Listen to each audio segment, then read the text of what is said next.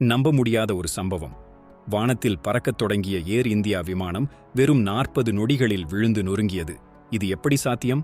அகமதாபாத்திலிருந்து புறப்பட்ட ஏர் India flight 171 260 பயணிகளுடன் புறப்பட்ட சில நொடிகளிலேயே விபத்துக்குள்ளானது.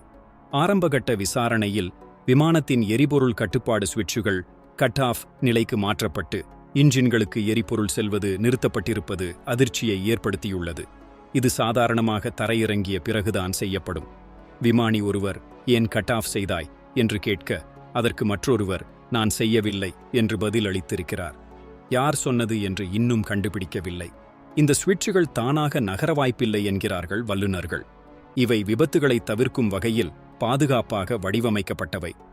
அப்படியென்றால் யாரோ ஒருவர் வேண்டுமென்றோ அல்லது கவனக்குறைவாகவோ இதை செய்திருக்க வேண்டும்.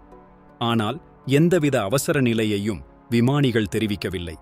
இந்த மாதிரி ஒரு தவறு சாதாரணமாக நடக்க வாய்ப்பில்லை என்கிறார் ஒரு நிபுணர்.